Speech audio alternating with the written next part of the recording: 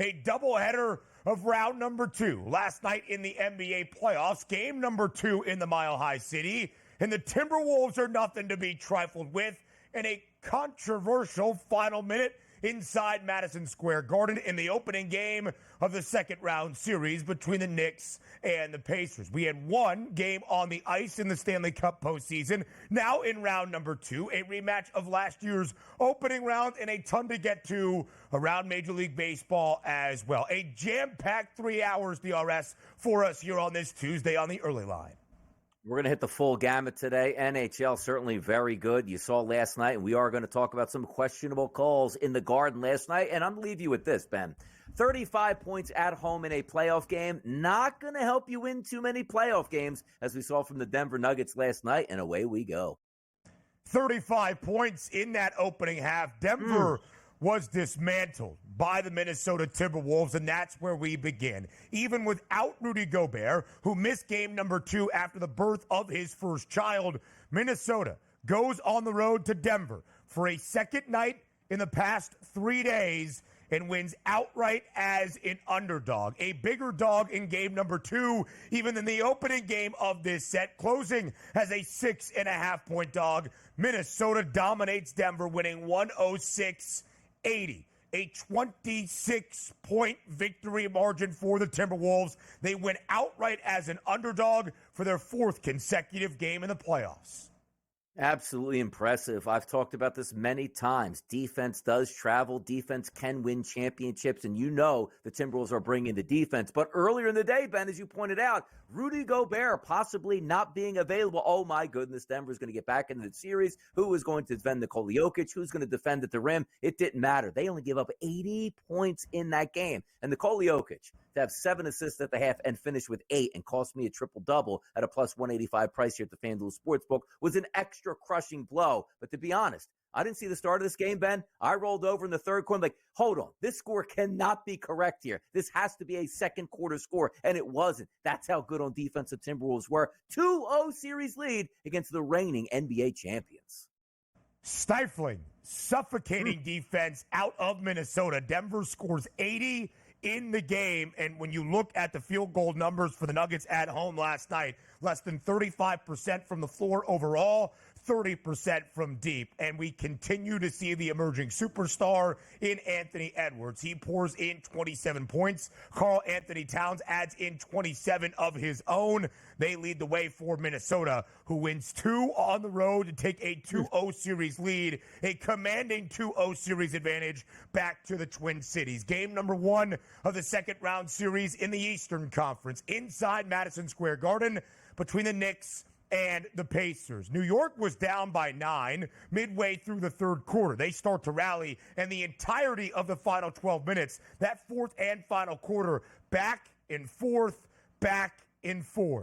But the final minute, very controversial. First, a kickball on Naismith for Indiana. It was ruled after the game in the 2-minute report, the incorrect call, but it was not challengeable by Rick Carlisle. It leads to a Dante DiVincenzo go-ahead 3 that puts New York up 118-115 under 40 seconds remaining. And then a few offensive possessions later, as Indiana tries to get a shot up to tie, 12 seconds left, Miles Turner ruled for an illegal screen and offensive foul on our guy Tate, who, let's just say, could have been on Broadway with the act he put on last night. It allows the New York Knicks to ice the game away, 121-117. The victory for New York last night over Indiana. The Knicks do not cover as a 5.5-point home favorite, but they do win the first game of the second round series.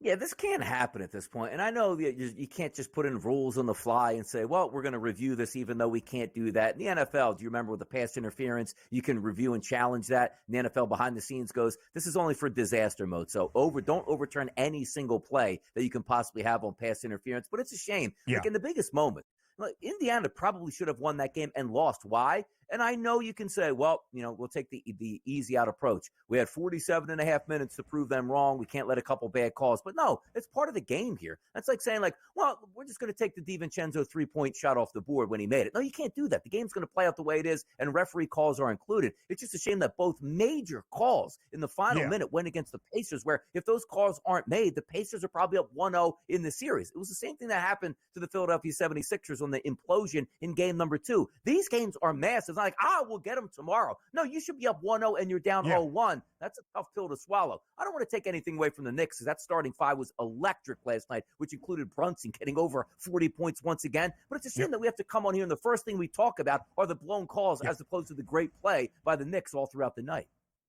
It's a great point, Donnie. Inside the world's most famous arena, the New York Knicks on to the second round for a second consecutive season, looking to get to the Eastern Conference Finals for the first time in more than 2 decades, since 2000. Jalen Brunson's masterful night, an 18-point fourth quarter, overshadowed by those interesting, controversial, and maybe incorrect calls down the stretch. Plenty more around the association in just a bit, but we go to the ice. Opening game of the second round series between the Panthers and the Bruins. Florida at home this year, the expected favored side, minus 164 in game number 1.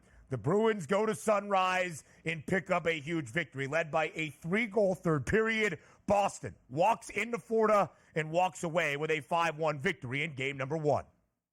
Yeah, no score at the end of one, but the final 2 periods, the Bruins do tack on 5 goals. And how about Swayman? 38 saves last night, only gives up the 1 goal. He's been absolutely tremendous for Boston here. Now, all of a sudden, a playoff veteran after a great series going up against Toronto. He's continuing the good vibes here in game number 1 down there in Florida.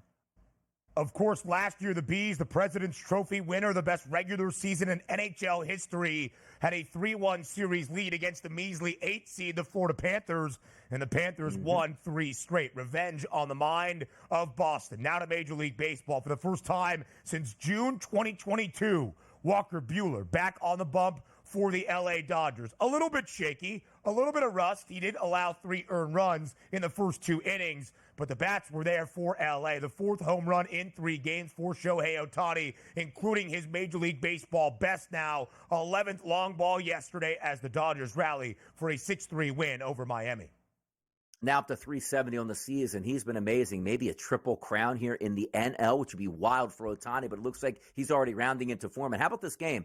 Total was listed at 8.5 before the game. We got 9 runs by the 3rd inning. Nobody scored from 4th through the 9th inning here. So it looks like it's like, hey, you know what? Barely got over that total when technically it was already closed out by the 3rd inning. But this is what the Dodgers do. Picking up your pitchers. Why? Because you have really good batters. Look at the first couple guys in that lineup. Betts, 2 hits. Ohtani, 2 hits. Freeman only had the 1 hit, but also that 1 hit was a home run. That's a powerful lineup. 24-13 now in the season.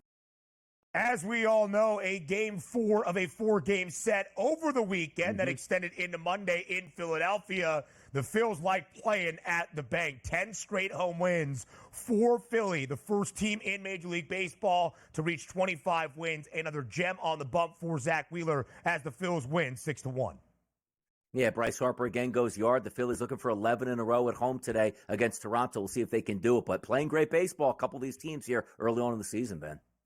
Some NBA news, as was expected before the year. Victor Wembanyama wins the NBA Rookie of the Year award, a minus 145 favorite before the season. Chet Holmgren did flip to minus money at a certain point in mid-December, unanimously for Vic. And Pat Riley had a lot to say about the Miami Heat, including Jimmy Butler. Maybe we'll have some takeaways on that story about what is up next in South Beach, because Pat Riley did not mince words yesterday.